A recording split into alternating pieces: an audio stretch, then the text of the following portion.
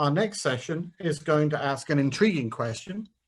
Why has global become a dirty word? It's going to be looking at communicating innovation and goodwill in today's complex landscape. Basically, we're going to take a look at global through the perspective of the technology industry, which finds itself at the center of a bunch of these issues. The panel has been pulled together by our friends at Fin Partners, who always provide us with lively and stimulating entertainment. And I am going to hand off to moderator Lauren Young, who is an expert in workplace, personal finance, and digital issues for Reuters. Take it away, Lauren. Thank you so much, Paul. So my panelists, if you could unmute yourselves, that would be fantastic. And I believe, Anita, you need to put on your camera. This game time tech stuff. Now, I want to tell everyone, I'm so sorry. Unfortunately, Brian Hoyt, who's the head of communications at TripAdvisor, is not going to be able to join us today. He got pulled away because of the Google antitrust stuff that's going on.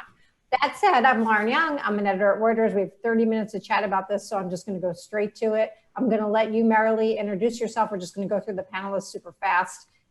Take 15 seconds to introduce yourselves. Marilee. Great. Thank you so much for having us, Lauren. I'm Marilee McGugan, Director of Global Brand and Corporate Comms at Logic Monitor, and we're a cloud-based IT infrastructure monitoring platform. We work with enterprises, managed service providers, to help folks gain visibility, control over their IT infrastructure. Perfect. Nebi, I don't even want to butcher your last name, so I'm going to let you introduce yourself. Hi, everyone. My name is Nabi Jigu, and I lead our digital experience team here at Fin Partners. And we primarily focus on laying out the foundation and strategy for building brands and their experience and actually implementing those experiences by leveraging technologies. Perfect. Stacy? Can you guys hear me okay? I feel like that's how we start all Zoom meetings these days. Stacy Keegan, and I'm the Vice President of Corporate Marketing and Global Communications for Marvell Semiconductor, where I'm responsible for global brand strategy, corporate messaging and events, influencer relations, and digital marketing. And my background includes over 20 years of B2B technology marketing experience supporting large-scale Fortune 500s, early-stage startups, and everything in between. Perfect. And then Anita, we're still not seeing you, but that's fine. I can tell that your audio is on. So do you want to introduce yourself, and we'll hopefully get you on camera? Or maybe not. Anita is out there. She is the head of comms at DHL, the global delivery company that everyone is relying on these days. And hopefully we'll be able to hear her momentarily. I think we're trying to help her with her audio. Okay, so we'll just get started, and then hopefully Anita will be able to join us. Marilee, I'll kick it off with you. Global is a dirty word these days. How is that impacting you? How is that impacting your company? Well, we're definitely a global company at Logic Monitor. So around the world, there is a need for IT infrastructure monitoring across enterprises, small businesses, managed service providers. So we have customers in nearly every country of the world, and we have 9 global offices. So that being said, the landscape is always changing. And over the past few years, Logic Monitor has shifted some of its office locations. So we used to have an office in Chengdu, China. We no longer have that office, and we have opened up a center of engineering excellence in Pune, India, where we have over 100 developers. So based on keeping tabs on the political landscape, what's happening, we are a global company, but we're also an agile company. And we evolve our strategy based on what will be best for our customers, employees, and the business health. Great. Stacy, semiconductors, there's so much going on in terms of the business, the industry, what's happening with technology, and then we have trade stuff on top of it. How is the thought process around what is global impacting you and impacting your company? Yeah, I thought long and hard about this question. And as you mentioned, we're right in the crosshairs of trade tensions between the US and China. So there's that. But I think I'm going to take the safer route and maybe just talk a little bit about internal communications and our approach to being a global company. especially as a US headquartered global employer. We're seeing that inclusion is more important than ever, especially if you're a US-based company with worldwide operations. It's really about being mindful that messaging isn't one size fits all. It's about managing through relevance of communications to all employees on corporate topics and positions. And it was interesting because COVID really proved particularly challenging in this regard, as we saw impact zones vary in timing, and local government requirements were constantly shifting depending where our offices were. I mean, they're continuing to shift today. We have some parts of the world return to the office and others are still under shelter restrictions. And so my organization has really been driving getting our executive team to break down those barriers that often make international employees feel like they're on the outside, that we don't have a hub and spoke design as being a US headquartered company. And the communications function can be extremely effective in overcoming this challenge. I've heard that from a lot of communications professionals, that one thing the pandemic has had is this very leveling effect. Nebi, can you talk a little bit about how that's impacting you, impacting your clients? Yeah, I would say it's very similar for us as well. I think internally it's this sense of a unified front on policies and the culture of the company being a little bit more exposed globally. I think for our clients, we've seen it all. I don't so much see it as the word dirty. It's more that clients have this phobia of the change and the impact of what it means to have their operations globally and what it means to do it today. So we sort of take an approach of, I think, transparency, which is also internal for us. A lot of the communication that's come from the C-suite in our company has been very transparent. It's been very frequent. And seeing it happen internally is an easy way for us to also, advise our clients to do the same, whether it's through some of the tensions that's happening politically, or whether it's sort of the quick responses and a position that they need to take as well. Stacey, I see you nodding your head while you're drinking. For communications professionals, the messaging, it's not just about the external messaging, it's also about the internal messaging right now.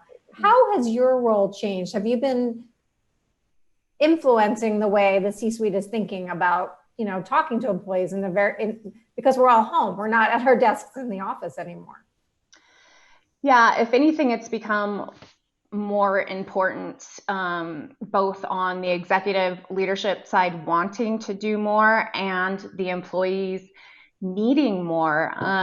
We're going through some pretty chaotic, uncertain times, and there's a lot of news out there that's conflicting. People don't know where to turn to get information. And so we've really had a fantastic opportunity to help our executives within the company position themselves as that voice of, here's what's going on, we're here to support you. And so I don't think we'll ever go back to normal, even from a communications perspective, because it's worked so well that our executives are really enjoying it because they're extremely connected with our employee base, and our employees love it.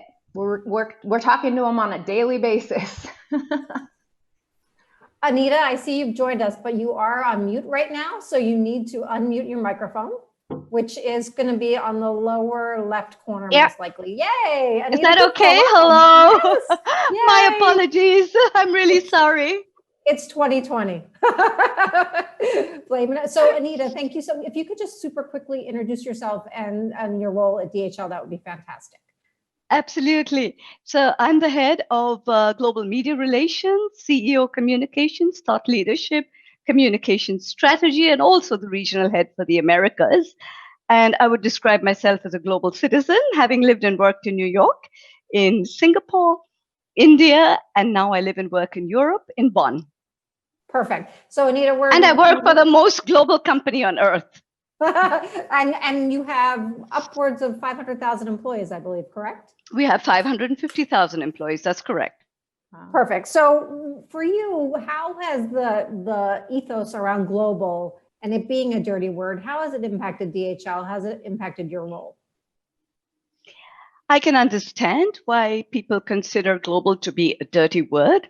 And I think the main reason for that is that the fruits of globalization have not percolated to impact the bottom half of our societies. However, at DHL, globalization has been the reason why we exist. We are in 220 countries around the world. We have customers all over the world, small and medium sized, as well as large multinational. And really, our goal and our vision, which was started by our CEO for the past 18 years, is connecting people and improving lives. And that's been the same for the past 12 years. And there has been no other time than COVID that has really shown us what globalization means. That said, what we really need is fact-based understanding on the narrative of globalization. And I can understand that many economies, due to the economic divide, have gone on a rampage against globalization, but that has not been the case with us. And in fact, our growth and longevity and the jobs that we offer the 550,000 employees has because of globalization. So you mentioned the word fact-based, and here at Reuters, we're really big fans of facts. For you, Marilee, I'm really curious how the narrative itself, how much do you think about the messaging of your company and what you do and just staying on track, or how much of it is messaging just to react to the forces that are at play right now amid the pandemic, amid, all of the issues? I want to be very Yeah, well, we're certainly becoming involved in conversations with our executive leadership team around a wide range of topics. So the brand and corporate comms team recently worked with our executive leadership team to make Juneteenth an official company holiday. And that seemed like the right thing to do at this time in the discussion around equality and many of the protests that were happening this year. And so we've also worked externally and internally to communicate our response to things like those protests and really speak up and add our voice in a meaningful way to the conversation. And we've seen some of our customers reach out and thank us, seeing Logic Monitor make a statement out there, take a stand for something rather than just remaining silent.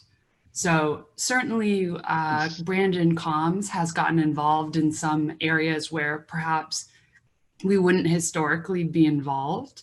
Similar to DHL, we're communicating globally more than ever. So we have company-wide town halls, we have leadership lean-ins where for each office, we're making sure that they can attend at a time that they can ask questions directly of our CEO. And we're making sure to keep everyone updated, because now there's no such thing as over communication. It's just ensuring that your employee base is connected. And so we're still selling using our usual messaging, but we are adding additional communications based on what's happening and where it feels appropriate. Debbie is our communications expert. I know there's no such thing as over communication, but how do you keep it controlled so that people don't feel information overload? I mean, I think one of the biggest challenges that and sort of frustrations in working in the space and having many clients is there are two sides to this. There's the, as you said, reactionary piece to this, where I'm going to say something because I have to for the sole survival of my brand. And then there's the authenticity of I'm going to make a difference. In our case, when leadership takes a stance on making Juneteenth a holiday or putting out messages in times of crazy amounts of racism happening in the country, it has to come, and I think it came from a place of authenticity towards the employees and not towards the other brands will see me as being part of this movement. And with so many of our clients, you're sort of in two buckets. We have to consistently try and keep them honest with what they are trying to put out from a communication standpoint. And I think the other piece to it is there's sort of action versus words. And a lot of brands are quick to put out a lot of messages, a lot of them convoluted, but it could also backfire if you don't have the policies to actually make the changes that you're saying you're going to make a change to. So part of it is, how ready are you for the change and the commitment in the message that you're trying to put out as well? Anita, do you think your colleagues and externally, are you communicating differently now than you were pre-March, whatever date you want to pick, or February, or whatever it is, if you want to, the start of this? Well, as I say, everything changes and nothing really changes. So yes, we are living in different times because of COVID, but we are communicating more than ever before, as one of the panelists just mentioned. And the reason for this is that in times like COVID, because we operate in so many geographies, there are regulations, there are different cultures, there are different customer sensitivities, and therefore the way that we go about keeping it all together, as you said, is every morning there is a task force that meets together with the CEO. We have an equal seat at the table along with all the division heads. And on the same day, we work to navigate a consensus that works for each and every division and each and every region in the world. And the very same day before lunch, that communication goes out. So it is a very consistent, structured, regimented communication that ensures what we are telling our stakeholders, be they customers or analysts or employees, are consistent. And that takes a lot of work. And personally, I don't think I've ever worked harder in my life. But that said, it takes a crisis, as you all know, for communicators like us to showcase what we bring to the table is so invaluable in terms of developing a coherent narrative that works globally and culturally. Yes, raise your hand if you think you're working harder than ever. The folks at home, feel free to raise your hands too. Hi, yeah. So Stacy, in terms of crisis communications, how is this particular crisis different than anything else you've dealt with in your very illustrious career working at great places? There wasn't a playbook for it. Usually as being responsible for communications organizations, there is some kind of precedence. And so it was very interesting and we're a global company, so obviously we had to start dealing with the pandemic when it hit China first. And so we had to just jump in and learn as we went along. And as we took care of our teams in China and we worked with the local regulators and governments there and really got a feel for, if this plays out on a global scale, how do we apply this? Not as a one size fits all, because as we know, communications definitely isn't. But how do we use that as our playbook now to expand on making this and getting our company through, and not just our company, our communities. We, in support of everything that was happening, we didn't, even though we're a US-based company, we didn't just throw a bunch of money at Silicon Valley. We really looked at the communities in which all of our employees live, local regional sites, what types of communities we could support there. And so it really took on a life of being a truly global crisis communications plan. We actually have a question from people who are submitting questions, and I will encourage you, if you have a question, to put it in the chat function. The question is, how do you expect governments around the world to support you as a global company? I'm going to ask that first to you, Marilee, because I'm curious to hear how it works from your angle. Yeah, well, I mean, first and foremost, we have a very robust legal team who always stays up to date on all global regulations. And so if anything changes at a government policy level, they're aware, they let us know. And we recently rolled out a very extensive global code of conduct for our own company and business partners on everything from consumer data privacy policies, company asset protection, global trade laws. But we certainly would expect governments to be very clear about any restrictions regarding US companies, US citizen employees, and be transparent with the effect that that might have on our company trying to continue its widespread global business. So we try to stay apprised on our end and collaborate, like I said, with our amazing in-house legal team, but we also need governments to be forthcoming and open and honest so that we can do the work that we need and we can support our customers all over the world. Anita, I see you raising your hand. How is, I mean, you're working with so many governments. How do you expect them to support DHL right now? Are they supporting DHL right now? Well, I'll tell you something very interesting, what we did as communications. So we're in the business of moving goods from A to B, right? And the most important discussion right now in the media, as you know, is there going to be a vaccine or not? So what DHL did is to bring out a white paper on what are the biggest hurdles towards the distribution of vaccines. And I don't we have too much time to go into that, but because of that white paper, which was shared with media all over the world, we had governments calling us and asking us, could you send somebody to explain to us what are the implications of storage and why do we need minus 80 degrees? And we had governments in India asking us, well, we really don't have cold storage. Does it at minus 80 degrees? So does it mean that only the developed world will get access to vaccines when it is available?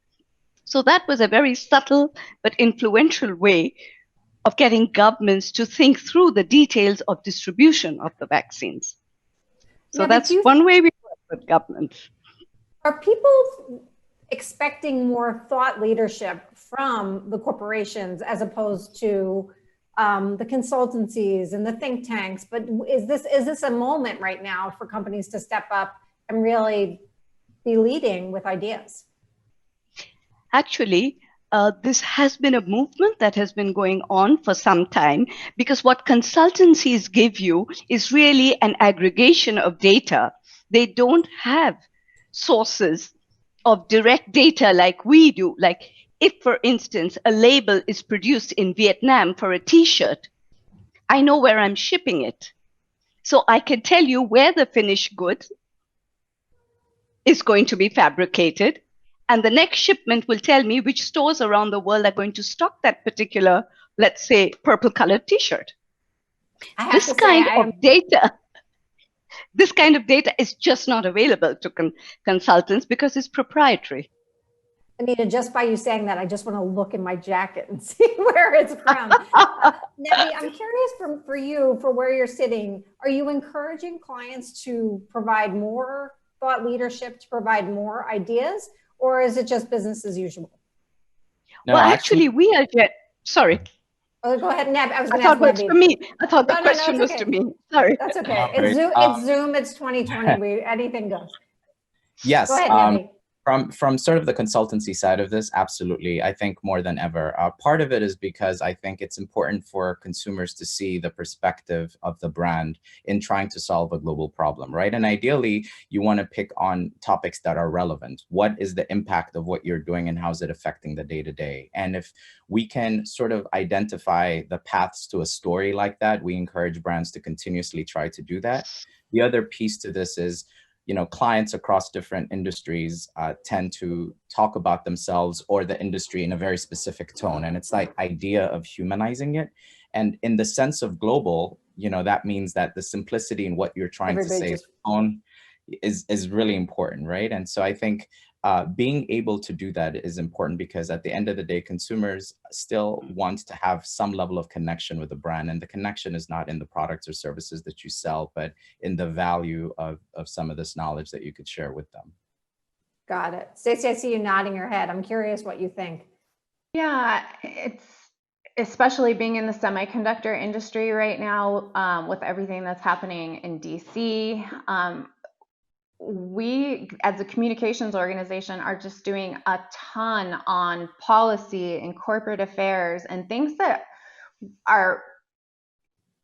have historically been outside of our scope, but with the potential political implications of, recently introduced bills, we've become integral in supporting lobbying efforts. We're researching, we're delivering targeted content at the local levels to influence voters. We are developing opinion pieces for our executives and getting them placed at the national level. And so it's really interesting to see how that stage has really expanded from a comms perspective.